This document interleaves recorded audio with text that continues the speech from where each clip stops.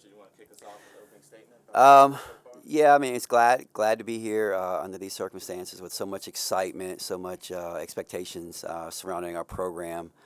Testament to the hard work that anyone who's been associated with this program has put in to get to this point. When I first got here, I think we were preseason number 14 in the ACC, and now we're going into a season where some people say we're a top 7 team, we're a top 8 team. So just a testament to the hard work, by the staff, but also by these kids who have come in and believed in what we're trying to do, and just really work to get this program to where it is, and not only on the court, but the way they represent everything, off the court, their demeanor and what they do. Very, very proud of them. So excited about this year. Before anybody wants to talk about the expectations are no higher than what we put on ourselves. And we expect to come out, we win. I'm sure the kids have already talked about getting a taste of winning and how it feels, and you want to continue to do whatever you can to continue that, get back to that point, and even go a little bit further. So excited about this year, new group, starting over, but we're really excited about any prospects that we're going to be able to endure. Raise your hands for questions, please. Start in the back with David Guzman. So how does a Final Four appearance change a program? How was your off season unlike anything that you've experienced before? No, not the same at all. It's very different, very different. Obviously, a lot more notoriety. It's really hard for me to walk around Lane. I kind of joked to my future son-in-law, I think I take more pictures now than he does, But it's a wonderful feeling. Just being in the community, some of the stories that you've heard, whether, people will talk about, where they were when they were watching the run. They were in a sports bar. They made them change it to the Virginia Tech women's game, whether they were in Texas or wherever they were. And it just goes to show you that, we touched a lot of people, a lot of different people, brought Hokie Nation together. Had a 68-year-old woman approach me in Kroger, and she gave me 4 hugs in the matter of a conversation. And she said this was the best experience that she's ever experienced. And the reason I know she was 68 because she told me 3 times, But it just stories like that what makes it so special. But when you rewind it, even as it was going, I'm just so happy for the kids to be able to experience that, because that's all we've preached is winning, winning, winning, and winning the right games. And you watch kids like Liz Kitley and Kayla King and Georgia Amore, they watched other programs win with envy. And the way that they handled it, they went out and worked harder. They didn't just get mad because somebody else won. It drove them. It drove them. And then to watch them experience success to that level was tremendously gratifying. To watch Kayana Traylor come in and sacrifice, being the star on a Big Ten team, to sacrifice to win at that level. Taylor Soule, you would have thought Taylor Soule spent 6 years here as a player. She had 1 year here, and everything is Hokies, Hokies, Hokies, and how much she misses it. So, tremendous year. It also helped in so many ways as far as recruiting. We went to the transfer portal, and we were able to get the kids that we got because of our success. And then recruiting, in the future, we're talking to kids now that we're rubbing elbows with the best of the best, and a kid will leave us, and then they're going to UConn, they're going to Tennessee to visit, and those are things that never would have happened, 5, 6, 7 years ago. So it definitely changed our program for the better, and we really enjoyed every minute of it. Up front with Mark. If I could follow up on what Kayla said, can you talk about the Lion message that you gave to your team this year? Why you came up with that? It's just mentality. If you think you're the biggest, you think you're the fastest, you think you're the strongest, you will be. And to go out there, and obviously we have some holes to fill, and with some kids who really don't know what their role is right now, or what we're going to be. And so many people say we're going to be a top 10 team. I don't see it right now because we're still putting everything together, but we have to have that mentality that we're one of those teams. And if we walk out onto that floor and we develop that mentality, and I think we did it organically last year. We walked, and when we got on that run and we started to win games, I don't think we were the biggest team. I don't think we were the fastest team. I don't even know if we were the smartest team, but we felt like we were all those things. And even with the doubt, going in, and people were saying that, well, we hadn't been there before. You hadn't played in that kind of game before. All right. Or they were saying, we're not deep enough. Whatever anybody was trying to say, we believed in ourselves. And then this year, we have to start that mentality right now, because I don't know if we're the biggest. I don't know if we're the fastest. Okay. But if we believe that we're all those things, we give ourselves a chance to be as good as we need to be, because we need to be that good early. You picked Lion because, how'd you come up with that? Well, I mean, obviously, I'm just like everybody else, and I get down a rabbit hole watching reels, and it's always some kind of motivational something, and I think I saw Ray Lewis. Ray Lewis said it, and he talked about it, and you know how Ray Lewis is. He can get anybody to believe anything, and I was just all pumped up after I read it and listened to it, but it just made a lot of sense to me. And trying to relay that to the group. So obviously, if she said it to you guys, it means something to them too. But that's just a mentality that we have to have. Walk around like we know we're the biggest, the baddest, and even if we are not, that can get you into a position that you will be. When so few of them played last year, I mean, can they really kind of walk around as Lions when only 3 of them were part of what happened. Played in those big games last year. Well, a little cub thinks he's a lion too. He's never went out and hunted. He walks around the den that they have, and he develops a mentality that he's going to be a lion, and very soon he's going to be a lion. And even though these kids have not gone through that situation, that's what we're developing right now. That mentality to go out there, and if you do what Liz does, if you do what Georgia does, if you walk like Kayla walks, you'll have that same mentality and you'll fit right in. And we say starting over. We're not starting over. We have 3 of the best players in the country on our squad coming back with the most experience that they can have. And we're just like probably a lot of other programs in the country where you're trying to incorporate new people. That's just the day and age of college athletics now. You're going to be incorporating new people. And so we're just hoping that we can get our mentality together quicker so that we can go out and we can win those games early. Jermaine. Coach, first of all, go Cowboys. Yeah, there we go. There you go. All right. Unpatriotic if you don't say the right thing. I'm surrounded by a Giants and a Commanders fan, so that's okay. But I got to ask you, the ACC as a whole, I mean, it's strong year in, year out, but particularly in your pod, because it's you guys, it's Virginia, Duke, NC State, North Carolina. So just right then and there, that pod is strong. Just talk about just the ACC as a whole and then that pod, because in my opinion, you guys are going to have the strongest schedule in the conference where you play all those teams twice. Yeah, and that's something too when we look at our schedule as a whole. People are always saying you need to play this, you need to play that, and I know my program better than anyone, and I know who we have to play, and I know that pod, in my opinion, is the strongest in the ACC. And we know what we're going to have to go up against, and it's not only that you're playing somebody in your pod. Like Virginia is a rival. Carolina has become a rival. NC State is a rival, and then Duke, is becoming a rival because of the amount of times that you play them. And so we knew that was going to be a challenge for us. And last year, I think we went 7-1 in that pod. And to be 7-1, during the regular season with that schedule, that's pretty impressive for our group. And so that it's going to challenge you. And we knew that this year coming in, we knew that, Duke's going to be strong. NC State's obviously going to be strong. They'll be a top 25 team. Carolina loaded up, and, they may have more talent than anybody in the league. And so that's going to be a challenge. And then UVA is getting better and better. And they've always caused problems for us, even, if we're favored to win the basketball game.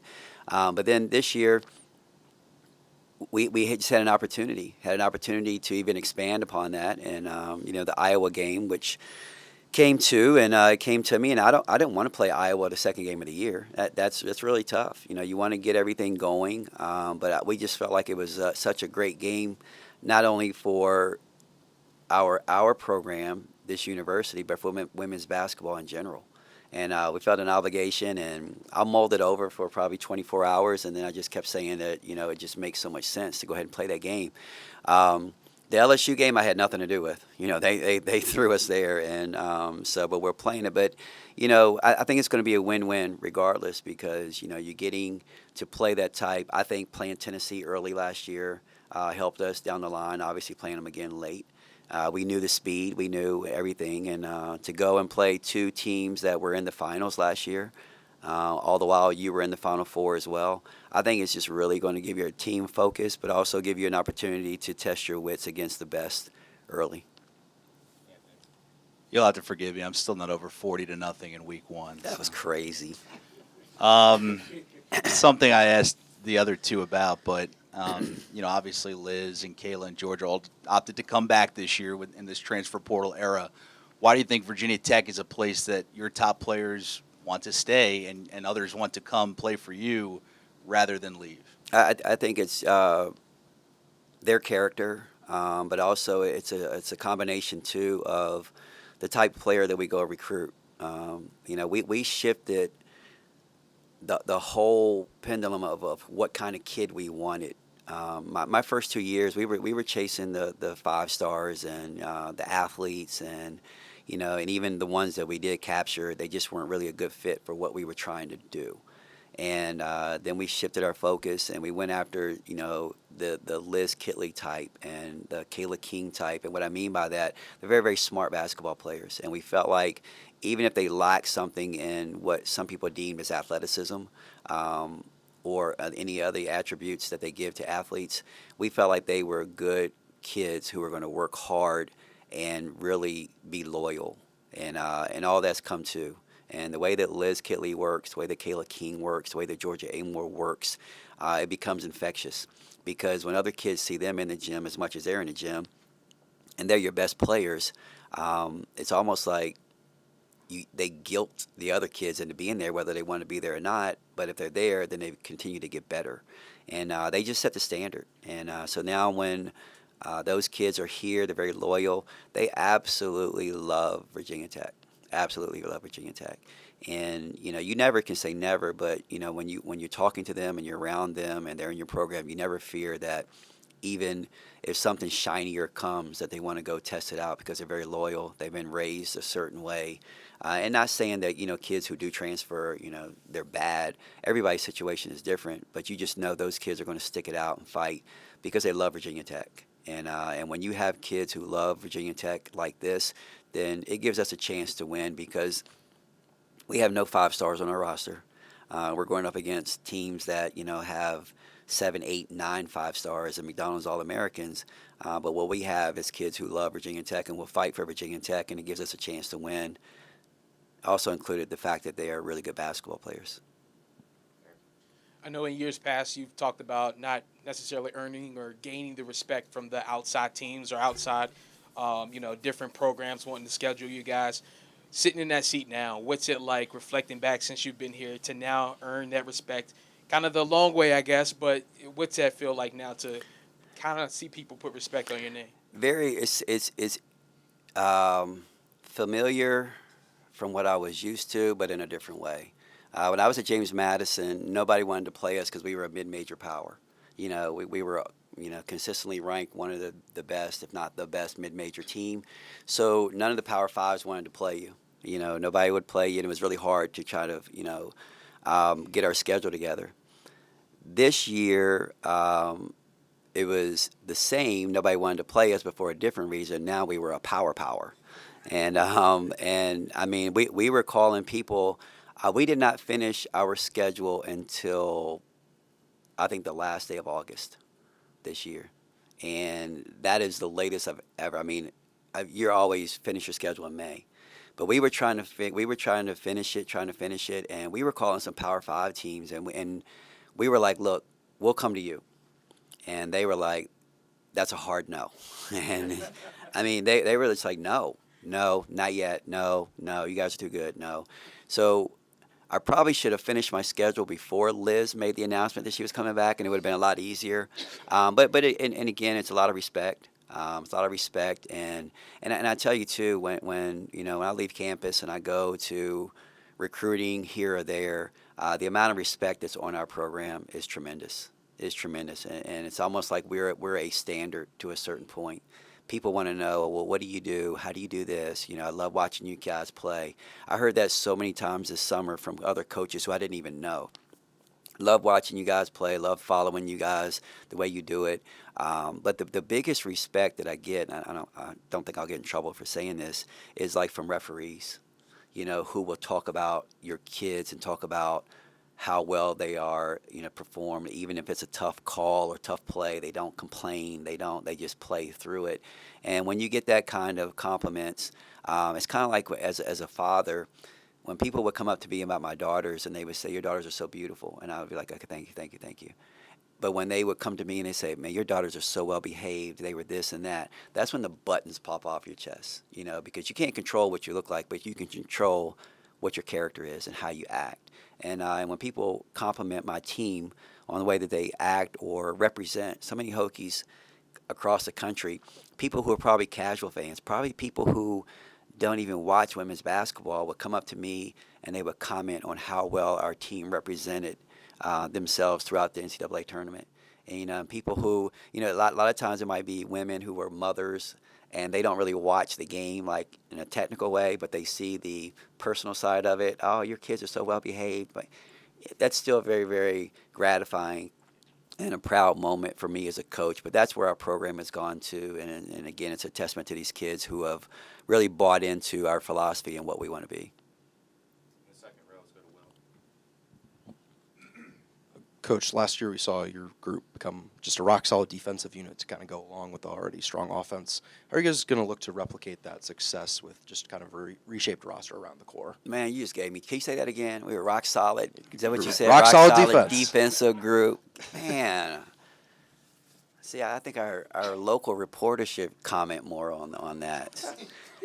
Because I am very proud of that because I've always been known as a offensive guy. And I knew that if we wanted to take that next step, that I needed to focus a little bit more attention on the defensive end. And a lot of people would think, okay, well, your defense is only good as the stats. Are you getting steals? Are you pressing? People relate good defense to are you pressing and trapping and stealing and all over the place and causing havoc. We don't. The kids that we recruit, we recruited a different type of player who's going to be, smart players, good shooters, and may not possess the skills that they need to go out and steal the basketball. So we always pride ourselves in protecting the paint. And last year's group did a phenomenal job of protecting the paint and making it really hard for you to get inside and get an easy look. And the shots we were going to give you are going to be a 15, 17-foot contested shot. And, run you off the line so you don't get good looks from three-point line. And they bought into that. And I thought we were one of the best defensive teams, not only in our league, but in the country. And sometimes we didn't get that recognition because we're dead last every year. You can ask Carter, look it up. If we're not dead last, we're like second to the last in steals every year. And I'm proud of that because we don't gamble. All right, we're going to protect the paint. We're going to make it hard for you to get into the paint. And, in return, we're always going to be one of the best defensive rebounding teams because we're protecting the paint. We're in good position. So now we're able to kick it out, and we play at a faster pace than some of the teams that get recognized for their defense statistically because we have more possessions. But yet, still, we're one of the better defensive teams. So we pride ourselves in that. And obviously losing Kayana Traylor and her athletic ability, Taylor Soule, her ability gave me lots of different ways to guard certain people. Like if we were guarding someone who had a really good two guard that would shoot a lot, we could start Kayana Traylor on her, then we could throw Georgia Amore on her, then we can throw Kayla King, who's one of the most underrated defensive players in the country, and then we could finish it off with Taylor Soule, and just give them different looks. This year's going to be a little bit different, and we're still trying to figure it out, trying to find it.